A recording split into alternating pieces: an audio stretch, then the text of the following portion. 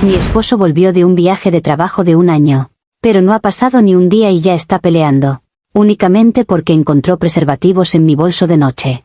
Ah, pero si estuviera embarazada se pondría peor. ¿Quién los entiende? La escena que tengo delante de mí es ridícula, casi de vodevil, si no fuera porque está destruyendo mi vida.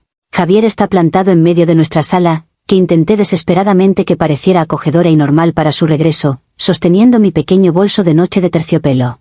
De él asoman, con una insolencia grosera, 2 paquetes de preservativos. Su rostro, ese rostro que subtamente extrañé con desesperación durante 12 meses, está torcido en una mueca de traición que me resulta francamente ofensiva. ¿Y se atreve a preguntarme qué significa esto? Lo que significa es que durante 1 año no fui un florero estático esperando a que Su Alteza regresara de su noble misión de ingeniería. Significa que yo, Clara, la mujer que se quedó aquí lidiando con el vacío existencial que él dejó, tengo derecho a mi propia vida, a mis propias decisiones, y francamente, a mi propia red de apoyo, que él fue incapaz de proveer. Que él haya regresado a casa y en menos de 24 horas esté haciendo un drama por algo tan insignificante es la prueba irrefutable de que él nunca entendió nada de lo que yo sentí. Tengo que retroceder para que la gente entienda el contexto, el porqué de esta situación. Javier y yo estábamos bien, o al menos eso creía yo, hasta que llegó esa oportunidad de oro, en Dubái. 1 año, me dijo, para asegurar nuestro futuro. Y yo, tonta de mí, acepté el sacrificio. Pero ese sacrificio era unilateral. Él vivía una aventura profesional, rodeado de adrenalina y rascacielos. ¿Y yo? Yo me quedé aquí, en esta casa demasiado grande y silenciosa, viendo cómo nuestro matrimonio se convertía en una serie de videollamadas con retraso. Al principio me enfadé, pero luego la rabia se transformó en un frío y justificado resentimiento. Javier se había transformado en un distante emocional, un proveedor por correspondencia. Su voz sonaba lejana, sus preguntas sobre mi día eran superficiales, como si estuviera leyendo un guión. Me enviaba dinero, claro, pero el dinero no compra el tacto, no reemplaza la risa compartida ni la simple presencia. Él me abandonó emocionalmente primero, yo solo busqué sobrevivir a la inanición. Fue en ese contexto de necesidad vital que conocí a Daniel. Él no era una aventura, era un salvavidas. Trabajaba en la galería donde soy voluntaria, y sus ojos, siempre atentos y comprensivos, me veían. Él sí me veía. A diferencia de Javier, que solo veía sus proyectos y el próximo ascenso, Daniel escuchaba cuando yo hablaba del terror de la soledad. Me ofrecía esa validación física y emocional que un cuerpo necesita para sentirse vivo. No era amor, no al principio, era supervivencia. Pero con el tiempo, Daniel se convirtió en mi confidente, mi escape, el único lugar donde mi tristeza se disolvía en algo parecido a la alegría. Él me hacía sentir deseada, no como un apéndice de la carrera de un hombre, sino como una mujer completa. ¿Cómo podía Javier, que estaba a miles de kilómetros, esperar que yo pusiera mi vida en pausa? Es inhumano, es irrealista, y francamente, es un insulto a mi dignidad. Las conversaciones con Javier se hicieron cada vez más tensas. Él asumía que yo estaba bien, que me adaptaría. Cuando intentaba expresar mi frustración, me cortaba, diciendo que ya casi terminaba y que el sacrificio valdría la pena. Nunca un ¿cómo te sientes realmente, Clara? Solo excusas y promesas de un futuro que sentía cada vez más ajeno. Yo me convencí de que si él podía priorizar su ambición sobre nuestra relación, yo tenía el derecho moral de priorizar mi bienestar emocional. La idea de Daniel no era traición, era una justa compensación por el daño infligido por la ausencia de Javier. Mi pequeña decisión inicial, la que cimentó todo este desastre, fue no cortar a Daniel en cuanto Javier anunció que reservaba su billete de vuelta. Me dije a mí misma que Javier volvería y volvería a ser el distante de siempre. Daniel era mi colchón. Yo merecía tener ese consuelo a mano, al menos hasta que pudiera reajustarme a la fría presencia de mi marido. Y esa decisión, tan lógica y necesaria en mi mente, me llevó a ser increíblemente descuidada. Javier llegaba el miércoles por la mañana, y el martes por la noche Daniel vino a casa, algo que nunca habíamos hecho. Fue un acto impulsivo, una especie de despedida frenética de la persona que me había mantenido a flote. La casa estaba impecable, el champán enfriándose, pero en el fondo de mi mente había un pánico helado que se disipó en cuanto él me besó. Era la última vez que sería completamente yo, sin la sombra del juicio de Javier. Nos precipitamos, y luego, en la prisa porque Daniel se fuera antes del amanecer, simplemente no pensé. Tiré la evidencia, la prueba irrefutable de mi supervivencia, en mi pequeño bolso de terciopelo antes de tirarlo en la cómoda. Pensé que tendría tiempo de deshacerme de ellas antes de que Javier, que siempre es tan metódico, incluso se fijara en el contenido de mis bolsos. Pero, por supuesto, él llegó, me abrazó con esa familiaridad que ahora me parecía extraña, y luego, con la excusa de buscar un cable de teléfono que yo le había guardado, revolvió precisamente esa cómoda. Él lo hizo a propósito, estoy segura. Los hombres tienen un sexto sentido para las cosas que te hacen feliz fuera de su control. Y ahí está, la prueba de mi crimen, flotando en el aire. Y yo estoy en el ojo del huracán, no porque lo engañé, sino porque me niego a sentirme culpable por buscar calor cuando me dejaron a la intemperie. Y lo que es aún más indignante es que él me acusa de algo sin entender el infierno por el que me hizo pasar. Su reacción desproporcionada es la verdadera traición aquí. Javier, con los condones en la mano y la cara roja por la ira, comenzó con el interrogatorio típico de película barata. ¿Quién es? ¿Cuánto tiempo? ¿En nuestra cama? Un torrente de clichés que solo sirvieron para reforzar mi convicción de que él nunca fue un marido presente. ¿Nuestra cama? Esa cama ha estado fría y vacía durante 12 meses, gracias a sus decisiones. Yo lo miré con la calma glacial que solo la autojustificación perfecta puede proporcionar y activé mi mecanismo de defensa, la negación absoluta y el desvío de la culpa. Le dije que estaba exagerando, que estaba siendo melodramático, y que si quería saber la verdad, debía mirar a su propio abandono. Le expliqué, con un tono de voz que haría creer a un jurado que yo estaba en el derecho, que no era lo que pensaba. Le dije que esos preservativos eran de una amiga, Lidia, que estaba pasando por un momento terrible. Lidia, pobrecita, había conocido a un chico nuevo, pero era demasiado tímida para ir a comprarlos, así que yo, en mi rol de mejor amiga comprensiva, me había ofrecido a comprar un paquete grande para ella en la farmacia. ¿Por qué estaban en mi bolso? Porque se los iba a entregar al día siguiente. No pude evitar añadir un matiz de nobleza a mi mentira, diciendo que su amiga había estado en una situación de necesidad y yo, a diferencia de él, sí era leal a las personas que dependían de mí. Él no me creyó, por supuesto, pero al menos sembró la duda. Su mente, habituada a las hojas de cálculo, tardaría en procesar una trama tan emocionalmente compleja. Pero, a pesar de mi impecable actuación como la justiciera indignada, la verdad era que la relación con Daniel se había vuelto mucho más profunda de lo que yo me atrevía a admitir, incluso ante mí misma. No fue solo un escape físico, fue una inmersión completa en la fantasía de que yo merecía algo mejor. Daniel me había enviado mensajes de texto dulces, me había escrito notas que guardé en un cajón olvidado, y me había dicho que yo era la mujer más vibrante que había conocido. ¿Cuándo fue la última vez que Javier me llamó vibrante? Nunca. Javier siempre me vio como una extensión de su hogar, no como una entidad autónoma. Recordar esto me daba la fuerza para sostener la mentira. Él me obligó a buscar esa vitalidad en otra parte, y ahora le tocaba a él lidiar con las consecuencias de su negligencia. Incluso tuve la desfachatez, en medio de la discusión, de girar completamente la tortilla y acusarlo de invasión de la privacidad. ¿Así es como me recibes, Javier? ¿Revisando mis pertenencias como si fuera una criminal? 12 meses de espera y tu primer acto como marido es desconfiar de mí. Es una táctica de gaslighting clásica, lo sé, pero era mi única defensa. Funcionó para hacerlo tambalear. Vi una chispa de culpa en sus ojos, ese fugaz momento de duda que buscaba. Me dijo que lo sentía si había malinterpretado la situación, pero que la evidencia era incriminatoria. Le respondí que la única evidencia incriminatoria era el estado de nuestro matrimonio, y que los condones eran solo un síntoma de lo enfermo que estaba. La primera escalada de mi mentira fue asegurarle que Lidia lo confirmaría, si él se atrevía a llamar a la pobre mujer y avergonzarla. En realidad, Lidia no sabía nada de Daniel, y dudo que Javier tuviera el valor de involucrarla. Pero lo más importante era el detalle de la marca de los condones.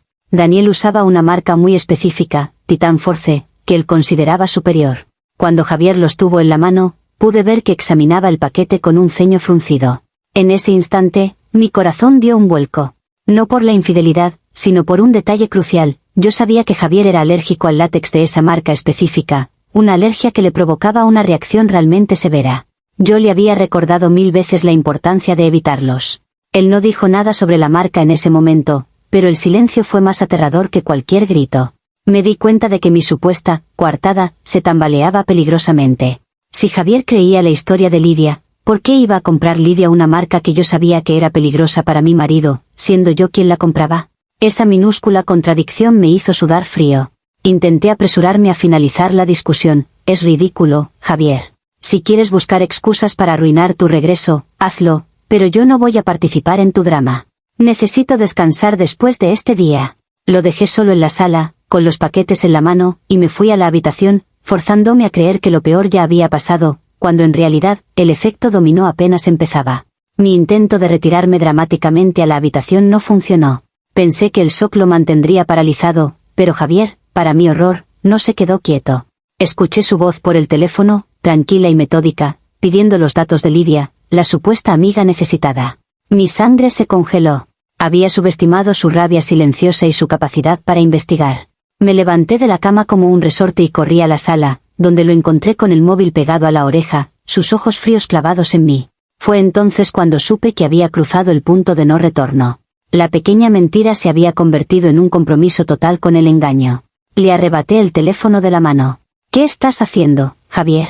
Estás acosando a mi amiga. ¿Estás dispuesto a destruir la reputación de una mujer inocente solo para satisfacer tus celos infundados? Mi voz temblaba con rabia justa, aunque la rabia era realmente miedo. Él me miró fijamente y me dijo, con esa precisión quirúrgica que odiaba: Clara, Lidia usa un DIU. Nunca usa preservativos, y lo sé porque fuimos a la misma clínica. Pero incluso si no fuera así, ¿por qué esta marca? ¿Por qué la única marca en el mundo a la que soy violentamente alérgico? ¿Me estás diciendo que Lidia quiere que yo muera? Su lógica era impecable y brutal. Mi mentira se había convertido en una trampa de la que no podía salir sin confesar el alcance completo de mi relación con Daniel. La presión me hizo explotar. En lugar de ceder, doblé la apuesta, usando la única arma que tenía, la victimización.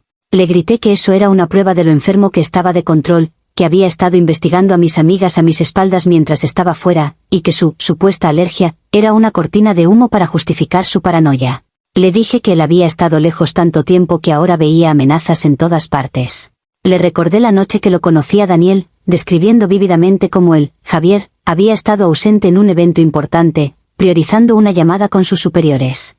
Le dije que si yo había buscado a alguien más, era puramente por su culpa, porque él había creado ese vacío inmenso. Javier no gritó. Simplemente se dirigió a nuestro estudio y sacó su portátil. En ese momento, pensé que iba a buscar pruebas de la alergia, pero hizo algo mucho peor. Empezó a buscar frenéticamente en mi historial de correos y redes sociales. Yo no había sido tan descuidada en línea, me aseguré a mí misma. Daniel y yo solo usábamos mensajes efímeros y nos encontrábamos discretamente. O eso creía. En mi monólogo interior, por un segundo, me pregunté si había sido demasiado obvia, si mis publicaciones melancólicas en Instagram sobre la belleza de los encuentros inesperados eran demasiado reveladoras. Pero ahogué esa voz inmediatamente. El verdadero problema era Javier, el invasor de mi espacio privado. El derrumbe se aceleró cuando Javier encontró una factura de una escapada de fin de semana. Daniel y yo habíamos ido a un pequeño hotel boutique a las afueras. Yo había pagado la reserva con mi tarjeta, pensando que al ser una cuenta bancaria separada de la que él revisaba para mis gastos mensuales, estaría segura. Pero Daniel, el estúpido peón inocente, había enviado una foto del recibo de la cena a un chat de grupo que compartía con otros colegas, aunque no con Javier, y Javier, en su rabia, había rastreado la IP de la reserva a través de una búsqueda forense increíblemente obsesiva que solo un ingeniero paranoico podría realizar. Ahí estaba, el nombre del hotel, la fecha, y mi nombre. Javier levantó la hoja de papel.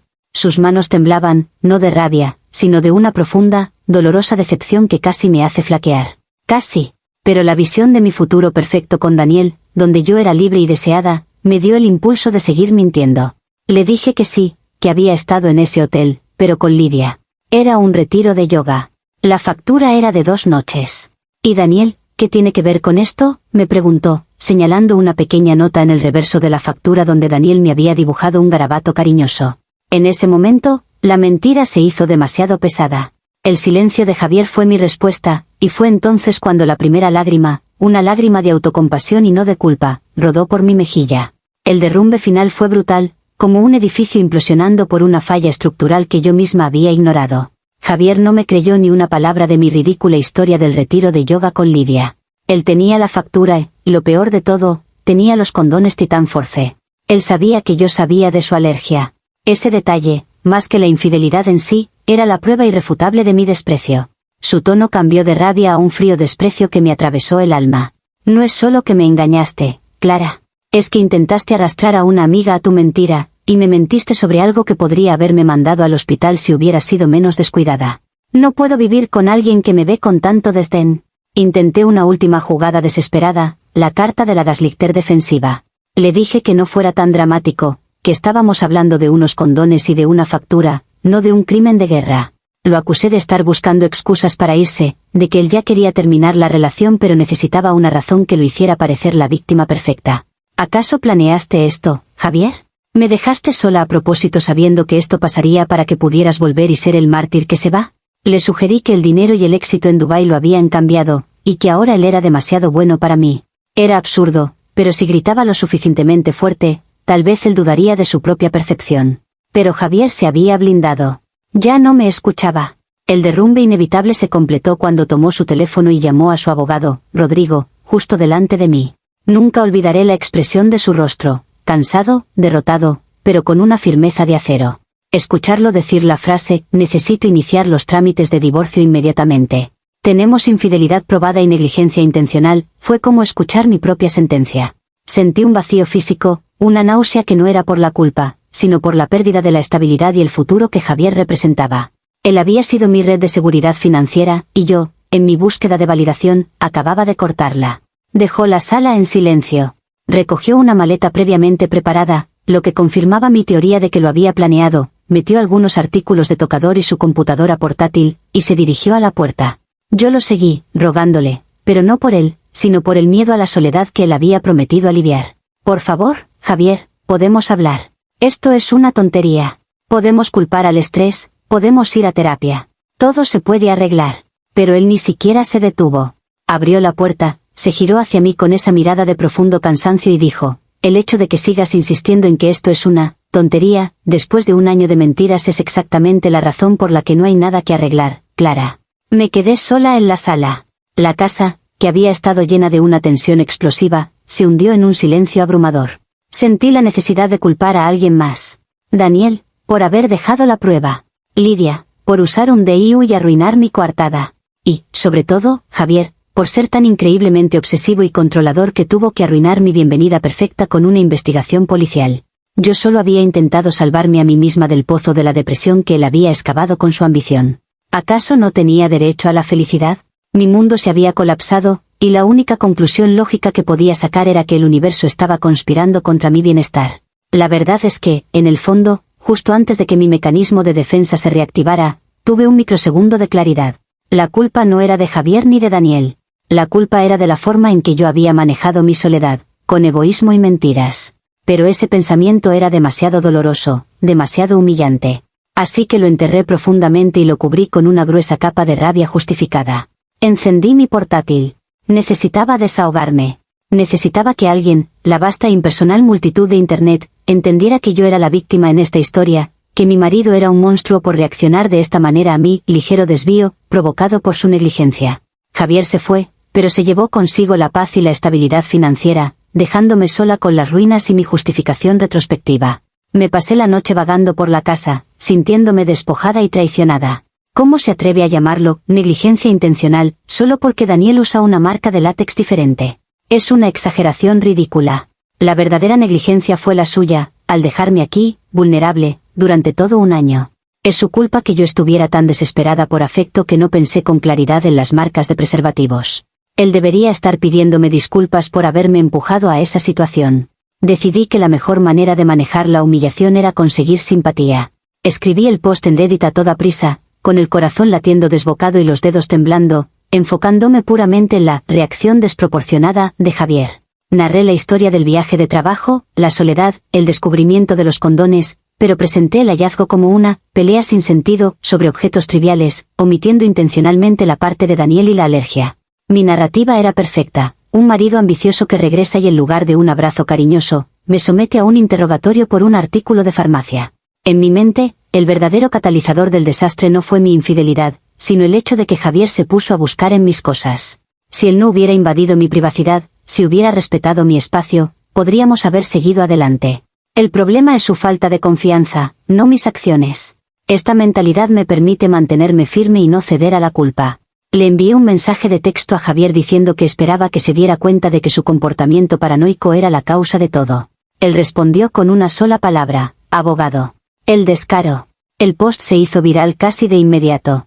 Los comentarios llegaron por miles. Algunos me defendían, pero la mayoría, y esto es lo más doloroso, veían directamente a través de mi historia. Me llamaban gaslighter, me acusaban de manipulación. No podían entender mi perspectiva. Ellos, sentados en sus cómodas vidas, no saben lo que es la soledad de una esposa de ingeniero. Me critican por no haber pensado en las consecuencias, pero, ¿por qué debería yo ser la única que paga por la avaricia de Javier? La peor parte de las consecuencias inmediatas fue tener que llamar a Daniel. Necesitaba su apoyo, o al menos, que mantuviera la boca cerrada. Lo llamé y le conté, con una voz entrecortada por la supuesta tristeza, que Javier había encontrado algo y que estaba siendo un lunático. Le pedí que, si Javier lo contactaba, negara rotundamente cualquier cosa. Daniel, el alma gemela ilusoria, se asustó. Su voz se volvió tensa y me dijo que no podía meterse en un drama matrimonial, que era demasiado complicado. Su cobardía me enfureció. Este hombre que me había prometido comprensión ahora me dejaba colgada. Así que aquí estoy, abandonada por mi marido, que es un tirano emocional, traicionada por mi supuesto confidente, Daniel, que resultó ser un cobarde, y juzgada por miles de desconocidos en Internet. La situación es desesperante. Pero no voy a ceder. No voy a admitir que hice algo mal. Yo solo estaba tratando de ser feliz. Y si tengo que luchar por lo que es mío, incluyendo mi dignidad y la mitad de la cuenta bancaria de Javier, lo haré. Es Javier, con su necesidad patológica de control y su ambición desmedida, quien realmente merece ser condenado. Él es el verdadero villano de esta historia. Comentarios populares de Reddit, sobre la historia principal. Usuario, Anónimo 1. Tu capacidad para centrar toda la culpa en un paquete de látex y en el supuesto abandono emocional de tu marido, mientras ignoras la traición fundamental de la infidelidad, es un estudio fascinante de la psicología humana. Dices que él reaccionó de forma desproporcionada. ¿Cómo esperabas que reaccionara? Con un brindis. Llevaba un año fuera trabajando por ambos, y tú, en lugar de manejar la soledad como una adulta, buscaste un sustituto y luego dejaste las pruebas en el bolso. Tu esposo no es el villano por tener desconfianza, tú eres la narradora poco fiable por describir la infidelidad como un pequeño desvío, y el descubrimiento como una invasión de la privacidad. La indignación que sientes por su desconfianza es inversamente proporcional a la honestidad que has mostrado. Respuesta de la app. Es fácil para ti, desde la comodidad de tu silla, juzgar lo que es traición fundamental. ¿Acaso crees que mi alma no estaba siendo traicionada cada día que Javier prefería una reunión con un inversor a hablar conmigo? La gente solo ve el acto físico. Yo veo el año de dolor que él me infligió. Él me obligó a buscar consuelo. Y sí, es una invasión de la privacidad. Una pareja no es una prisión. Si él vuelve a casa y lo primero que hace es revisar mis cosas en busca de motivos para enfadarse, eso demuestra que él quería este drama. No me estoy justificando, estoy explicando el contexto. Si la relación estuviera sana, esos condones ni siquiera habrían existido, pero él la mató primero. Usuario, Anónimo 2. Has evadido por completo la cuestión de la marca de los condones. Mencionas brevemente en un comentario adjunto que tu esposo es alérgico a esa marca, pero lo descartas como si fuera un tecnicismo legal. Esto no es un tecnicismo, es una prueba de que, en el mejor de los casos, fuiste increíblemente descuidada al punto de poner en peligro su salud con tu coartada, si es que la de tu amiga es verdad, o, en el peor de los casos, que tu desprecio por él es tan grande que la traición llegó con un componente de crueldad intencional. Deja de culpar a su ambición o a su distancia. Tu error se llama egoísmo y falta de respeto. Si tan infeliz estabas, se lo dices y te vas antes de que regrese. Respuesta de la app. Vaya, el detective de las farmacias. Es absolutamente ridículo que me acusen de querer envenenarlo por un tecnicismo. Los condones no eran para él, obviamente. Y la alergia de Javier es algo que él exagera constantemente. Es una excusa más para convertir esta situación en una tragedia griega. Además, ¿por qué iba a decirle que me iría antes de que regresara? Tenía derecho a una explicación, a que él viera el resultado de su terrible decisión de abandonarme. Si yo hubiera sido quien se hubiera ido, la gente me habría llamado aprovechada. Como me quedé, me llaman infiel. La sociedad siempre encuentra una razón para culpar a la mujer, sin importar lo mal que el marido la haya tratado. Usuario, Anónimo 3. La soledad es horrible, es cierto. Pero la soledad no justifica la destrucción intencional de la confianza. Tu marido se fue por un año, lo cual es manejable, y lo hizo para avanzar en la vida que supuestamente compartían. Tu descripción de Daniel, el alma gemela ilusoria, suena a una idealización barata. Los hombres que aparecen en tu vida cuando la necesitas no son mejores personas, solo son más oportunos. Y el hecho de que Daniel ya esté asustado y retirándose cuando el conflicto se ha vuelto real solo demuestra que su validación era tan superficial como la de Javier. Estás a punto de perderlo todo por la necesidad de ser la protagonista de una novela romántica, y el único villano aquí eres tú por tu falta de madurez. Actualización 1. Los comentarios me hirieron profundamente. No porque fueran ciertos, sino porque son tan ciegos a la realidad de lo que es un matrimonio de larga distancia. Me pintan como una especie de monstruo egoísta, Pero nadie se pregunta qué pasó con mis sueños mientras Javier estaba construyendo su imperio. Estaba tan furiosa con la injusticia, con la forma en que el mundo me juzgaba, que decidí que era hora de que Javier viera el error de su camino. Él se había mudado con su hermano, Rodrigo, lo que ya me parecía una jugada infantil, esconderse detrás de la familia en lugar de enfrentar el problema de frente. No iba a permitir que se victimizara mientras yo perdía mi reputación. El intento de manipulación fue metódico.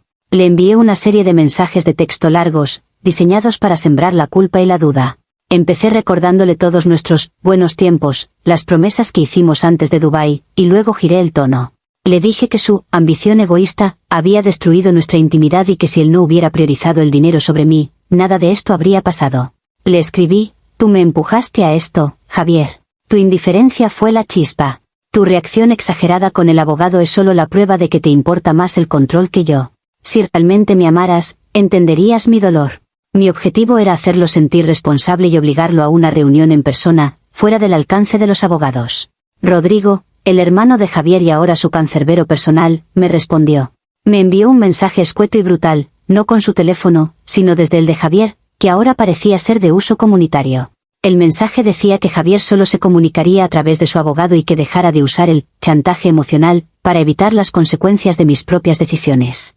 La frialdad de ese texto me hizo temblar de rabia. ¿Cómo se atreve Rodrigo a interferir en mi matrimonio? Es un intento más de los hombres de unirse para aplastarme, para asegurarse de que la mujer sea la que pague por el fracaso de la relación. Al fallar mi intento de atraer a Javier, mi rabia se redirigió hacia Daniel. Él era el único que podía haberme protegido, el que me había prometido ser mi alma gemela ilusoria, y ahora era un cobarde que huía. Lo llamé, exigiendo una coartada sólida y creíble. No una mentira a medias, sino una historia perfectamente tejida que lo involucrara a él, de forma inocente, pero que explicara los condones y la factura del hotel. Le grité por su descuido, por haber dejado la prueba en mi bolso. En lugar de entender mi pánico, Daniel se ofendió, argumentando que yo lo estaba usando para tapar mis problemas. Su respuesta fue el clavo final en el ataúd de mi red de apoyo. Me envió un mensaje de texto que me quemó la retina. Clara, esto es enfermizo. Estás intentando manipularme para meterte en problemas legales. Hiciste esto sola, y yo no voy a ser tu escudo. Adiós. Y me bloqueó. Bloqueada. Después de todo lo que compartimos, después de que me prometiera que entendía mi dolor. El alma gemela resultó ser un peón inocente que se retiró en cuanto sintió el calor. Esto solo sirvió para cimentar mi narrativa. Los hombres son seres egoístas. Javier me abandonó por su trabajo, y Daniel me abandonó por su comodidad. Yo era la verdadera víctima, atrapada entre dos formas de masculinidad tóxica. Los días siguientes fueron un torbellino de papeleo y ansiedad financiera. El abogado de Javier me envió una carta formal de divorcio que me exigía abandonar la residencia conyugal en un plazo de 30 días, bajo la amenaza de una orden judicial, debido a la prueba irrefutable de adulterio que tenían los recibos del hotel y la marca de los condones. Me quedé paralizada, no por el miedo a perder a Javier, sino por el miedo a perder mi estilo de vida. Me di cuenta de que si no luchaba con todas mis fuerzas, el egoísmo de Javier me dejaría en la calle. Y esta nueva amenaza justificaba cualquier medida que yo tomara en el futuro. No era por venganza, era por supervivencia. Comentarios populares de Reddit, sobre la actualización 1. Usuario, Anónimo 4. Es increíble la disonancia cognitiva que manifiestas. Intentaste manipular a tu marido para que se sintiera culpable por tu infidelidad, y cuando eso falló, intentaste coaccionar a tu amante para que mintiera y se metiera en problemas legales por ti. La reacción de Daniel de bloquearte no es cobardía, es un instinto básico de autopreservación al ver que te has convertido en un hoyo negro de drama y egoísmo. Estás perdiendo a todos no por la traición de ellos, sino por tu absoluta negativa a aceptar la responsabilidad por tus acciones. Te quejas del chantaje emocional, pero eso es exactamente lo que tú intentaste hacer con Javier. Respuesta de la app. Ustedes no entienden la diferencia entre un acto de amor desesperado y una manipulación fríamente calculada. Lo que intenté con Javier era hacerle ver la verdad a través de mi dolor. Y Daniel, él demostró ser superficial. Un hombre que te promete apoyo incondicional y huye en el primer signo de conflicto no merece mi respeto. Si él hubiera sido leal, si hubiera tenido la decencia de ofrecerme una simple coartada, esto no habría escalado. Su huida solo demuestra que él, al igual que Javier, solo se preocupa por sí mismo. La gente me juzga por ser dramática, pero la única razón por la que soy dramática es porque he sido traicionada por los dos hombres en mi vida. Usuario, Anónimo 5. Tu narrativa está girando peligrosamente. Al principio, la culpa era de Javier por su ambición. Luego, la culpa era de Daniel por ser descuidado con los condones. Ahora, la culpa es de Rodrigo por responder el teléfono. La única constante es tu victimización perpetua. Tienes una carta de desalojo debido a pruebas de adulterio irrefutables, y sigues llamando a esto una exageración. El miedo a perder tu estilo de vida, es decir, el dinero de Javier, es el verdadero motor de tu rabia, no la pérdida del matrimonio. Deberías aceptar el acuerdo que te ofrezcan y dejar de intentar dinamitar lo poco que te queda de dignidad. Respuesta de la app. Claro, es fácil decir que acepte el acuerdo cuando no es tu vida la que está en juego. ¿Por qué debería ser yo la única que pague por la decisión de Javier de priorizar su carrera? El matrimonio es un contrato, y si él lo rompió al irse, yo tengo derecho a la mitad de lo que él ganó. Y sí, es el dinero. Me dejó sola y ahora quiere dejarme sin hogar. Yo no soy una mantenida, soy una esposa que sacrificó un año de su vida. Mi dignidad está intacta, estoy luchando por lo que me pertenece legalmente contra un hombre que cree que su dinero le da derecho a pisotearme. Usuario anónimo 6. La ironía de que uses la palabra lealtad para criticar a Daniel mientras tú le eras desleal a tu esposo es demasiado. Por favor, danos una actualización cuando el divorcio esté en marcha. Queremos ver si la justicia patriarcal de la que te quejas te da la razón, o si el juez ve a través de la gaslighter defensiva con tanta claridad como lo hace esta comunidad. Actualización final. El proceso de divorcio fue un infierno legal que consumió los siguientes 3 meses, y cada día me convencía más de que la justicia era un circo montado para proteger a hombres ricos como Javier. Él no solo me pedía el divorcio, me pedía que le reembolsara una parte de los gastos de manutención de ese año, alegando que yo había usado los fondos destinados al hogar para sostener mi relación ilícita con Daniel. Ridículo. Pero la peor parte fue la audiencia final, donde mi abogado, a quien sentía apático y desinteresado, no pudo contrarrestar el arsenal de evidencia que Javier había acumulado. Yo estaba preparada para refutar los condones, la factura del hotel, e incluso para mentir sobre la alergia exagerada. Estaba lista para presentarme como la esposa abandonada y solitaria. Pero el abogado de Javier, un hombre mayor y de voz profunda, sacó el evento catalizador final, el giro que me destruyó por completo. Presentó ante el juez una serie de correos electrónicos. No eran correos entre Daniel y yo, esos los borré con éxito, sino correos que yo le había enviado a mi amiga Cecilia, en los meses previos al regreso de Javier, cuando Daniel y yo estábamos en pleno idilio. Los correos detallaban mis planes para dejar a Javier. No buscaba consuelo, estaba planeando una nueva vida. Un correo, en particular, era devastador. Decía, Javier regresa pronto, y tengo que actuar como la esposa feliz una semana más. Es tan agotador. Estoy pensando en esperar un mes y luego pedir el divorcio, así él no puede culpar a Daniel. Necesito asegurar la mitad de sus activos antes de que se dé cuenta de que estoy lista para volar. ¿Crees que me dará la cuenta de Dubái? El abogado usó este correo para argumentar que mi infidelidad fue un acto premeditado para asegurar una posición financiera favorable antes de abandonar el matrimonio, y que mi resentimiento era una fachada para la codicia. El juez, un hombre con una expresión pétrea, apenas me miró. Mi intento de explicar que solo estaba bromeando con Cecilia, o que estaba emocionalmente inestable, fue inútil. El tono en esos correos no era de víctima, era de conspiradora. El golpe fue doble. Primero, perdí a Cecilia, que se enfureció porque yo la había metido en el lío. Javier sabía que ella no era Lidia, sino mi verdadera confidente. Segundo, el juez falló en contra de un acuerdo equitativo de los activos maritales. No perdí la mitad, perdí casi todo. Me permitieron quedarme en la casa solo por un periodo limitado antes de que se vendiera, y mi porción del dinero fue mínima, apenas suficiente para iniciar mi vida de nuevo. Me sentí completamente devastada y, por un segundo fugaz mientras salía del juzgado, pensé, tal vez sí fui yo. Pero inmediatamente ahogué esa locura. No, la verdadera tragedia es la forma en que los ricos manipulan el sistema. Javier había utilizado su dinero y su influencia para contratar a un abogado que hurgó en mi vida privada y distorsionó mis palabras. Mi búsqueda de la felicidad fue castigada por un sistema patriarcal que castiga a las mujeres que se atreven a querer más que la sombra de su marido. ¿Codicia? Yo solo buscaba la seguridad que Javier me había quitado con su abandono. Daniel, por supuesto, sigue desaparecido. Javier consiguió su divorcio y su venganza, y yo me quedé con las cenizas de un matrimonio y mi reputación hecha pedazos. La moraleja que sacaron fue que yo era la mala. Pero yo sé la verdad. Yo fui la única valiente. La única que se atrevió a admitir que la vida no es solo trabajar y esperar. Ahora, mi única misión es rehacer mi vida y asegurarme de que todos entiendan que el éxito de Javier fue construido sobre mi sufrimiento y que este divorcio fue solo una prueba más de su maldad y control absoluto. Comentarios populares de Reddit, sobre la actualización final. Usuario, anónimo 7.